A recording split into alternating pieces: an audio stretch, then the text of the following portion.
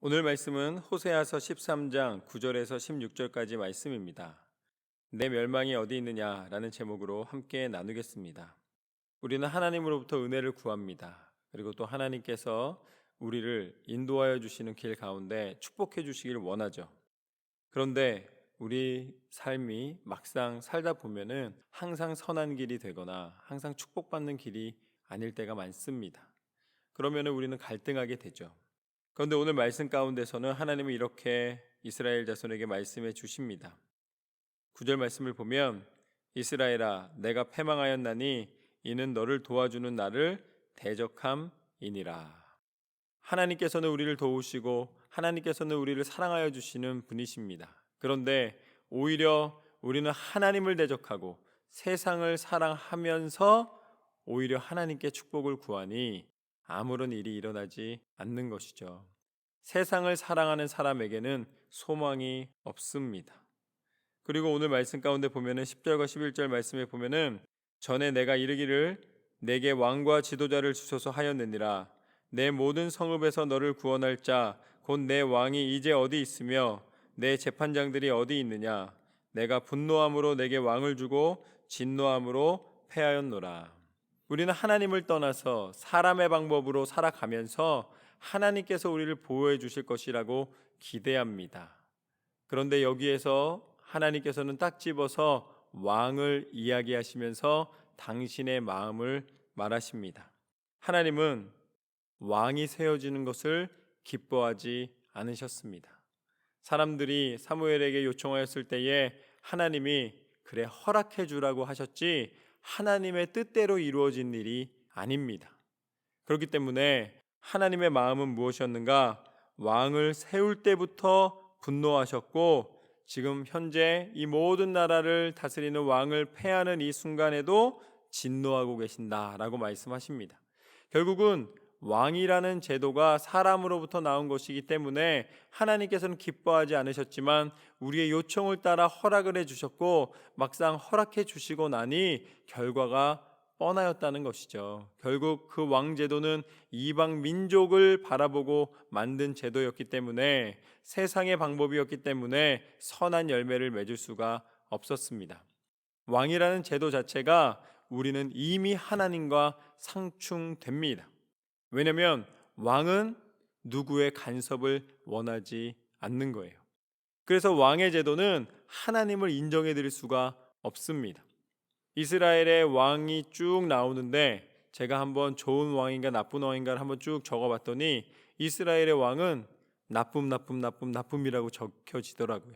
그리고 또 유다의 왕도 한번 적어봤더니 나쁨 하다가 중간에 간헐적으로 요시야 왕이나 히스기야 왕 때에 조금 좋음이라고 쓸 수가 있었습니다. 결국 왕은 하나님의 뜻을 받기보다는 자신의 고집과 자신의 방법으로 세상을 다스리기를 원하는 것이죠.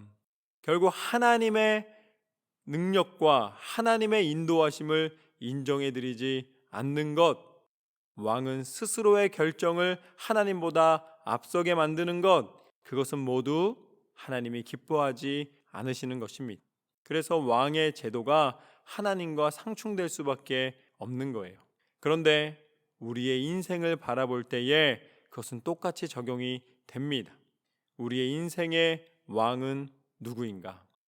우리는 말씀을 볼 때에 다른 나라, 다른 사람에 대해서는 이 잣대를 가지고서는 믿음의 잣대로 평가하려 하지만 정작 자신의 삶을 돌아볼 때에는 자신의 인생의 왕은 자기라고 생각을 할 때가 많아요. 그래서 내 인생의 결정은 내가 내리는 것이고 내 인생은 모두 내가 책임지는 것이고 내 인생 가운데 일어나는 모든 일은 다 내가 왕이다, 주권자다 라고 여깁니다. 그러나 하나님은 무엇을 기대하시는가? 우리 삶에 우리의 모든 마음과 우리의 심령의 왕이 그 주권이 하나님의 손에 있음을 인정하기를 원하시는 줄로 믿습니다. 하나님이 주인이 되셨을 때에, 하나님이 왕이 되셨을 때에 하나님의 다스림 속에 우리는 축복을 받을 수 있고 그 다스림 속에 보호를 받을 수가 있고 그 다스림을 통하여 우리는 세상에 어디를 가든 무엇을 하든 승리할 수 있습니다.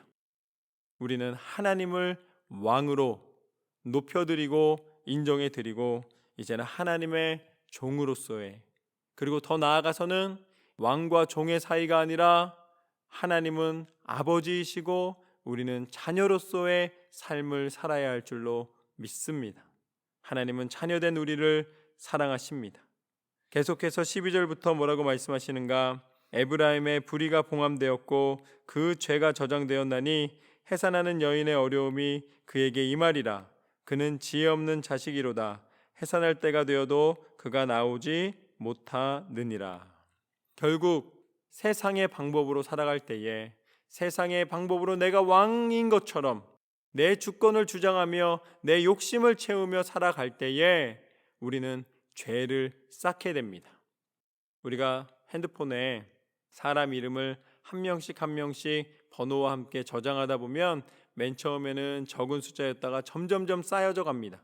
그럼 나중에는 누가 언제 있는지도 모르게 돼요. 때로는 그 사람 번호가 바뀌었는데도 모르고 그냥 내 핸드폰에 남아있는 경우가 많이 있습니다. 이것처럼 우리는 맨 처음에는 죄에 대한 의식을 갖다가 차츰차츰 무뎌지게 되면은 결국은 죄가 차곡차곡 저장되어서 우리가 알지도 못하는 지경에 이르게 됩니다. 죄를 저장한다라고 오늘 말씀은 표현하고 계십니다. 우리는 세상을 통하여 세상의 방법으로 살아가고 하나님을 떠나 살 때에는 죄를 저장하면서밖에 살 수 없습니다. 그래서 해산에 다른 여인이 오히려 그 고통이 오지만, 해산의 고통은 왔지만 자식을 못 낳는 것처럼 우리는 아무런 열매를 맺지 못하는 삶을 살아가게 되는 것이죠. 그래서 15절 말씀부터 보면은 비록 형제 중에서 결실하나 동풍이 오리니 곧 광야에서 일어나는 여호와의 바람이라. 그의 근원이 마르며 그의 샘이 마르고 그 쌓아둔 바 모든 보배의 그릇이 약탈되리로다. 사마리아가 그들의 하나님을 배반하였으므로 형벌을 당하여 칼에 엎드러질 것이요 그 어린아이는 부서뜨려지며 아이벤 여인은 배가 갈라지리라. 이제 동풍이 분다는 것은 아수르로부터 공격이 들어와서 이스라엘이 패망하고 만다는 말입니다. 아주 잔혹한 방법으로 패망을 하게 될 것이다. 하나님을 떠나 있는 하나님의 백성이 결국은 심판을 받는 것은 잔혹한 일이지만 하나님은 그것을 통하여 완전히 멸하기를 원하시는 것이 아니라 하나님은 그것을 통하여 회복되기를 원하십니다. 하나님은 우리가 회복되기를 원하시는 거예요. 비록 이렇게 잔인하고 끔찍한 장면들이 나오지만 그 속에서도 하나님의 마음을 볼 수가 있는 것이 14절 말씀입니다. 내가 그들을 스올의 권세에서 속량하며 사망에서 구속하리니 사망아 내 재앙이 어디 있느냐, 스올아 내 멸망이 어디 있느냐, 뉘우침이 내 눈앞에서 숨으리라. 결국은 눈앞에 놓여있는 상황은 외국에게, 이방 나라에게 침범을 당하고 정복을 당하는 것입니다. 아주 잔혹하게. 그러나 그 속에서도 우리가 소망을 가질 수 있는 것은 하나님은 한결같이 하나님의 백성을 구원하시고 회복시키시기를 원하신다는 말씀입니다. 하나님은 우리를 스올의 권세에서, 지옥의 권세에서, 사망의 권세에서 건지시며 그 재앙에서, 멸망에서 우리를 건지시기를 원하십니다.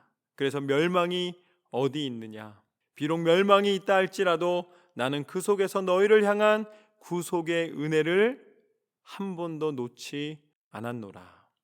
우리가 어떠한 역경 가운데 있다 할지라도 소망을 품을 수 있는 것은 하나님은 약속의 하나님이시요 그 약속을 이루시는 하나님이시요 우리를 사랑하신 하나님이십니다. 그 증거가 무엇인가? 바로 예수 그리스도이십니다. 예수님께서는 이 땅에 친히 육신을 입고 오셔서 우리를 위하여 십자가에 달려 죽기까지 우리를 사랑하셨습니다. 그 사랑을 절대로 포기하지 않으셨습니다. 사망이 어디 있느냐, 멸망이 어디 있느냐, 하나님께서 그 말씀을 우리에게 전해주시는 이유는 하나님은 우리를 구원하시되 당신이 우리를 죽기까지 사랑하심으로 구원하여 주셨습니다. 그리고 다시 부활하시사 생명의 구주가 되셔서 이제는 세상의 통치, 사람의 방법, 세상의 방법이 아니라 하나님의 방법으로 이 땅 가운데 우리의 참 통치자가 되시고 우리의 모든 것을 다스리시는 구주가 되셨습니다. 이것이 바로 예수 그리스도를 통하여서 오늘 말씀에서 말씀하신 대로 사망의 권세를 이기시고 천국의 소망을 허락하여 주신 하나님의 은혜입니다.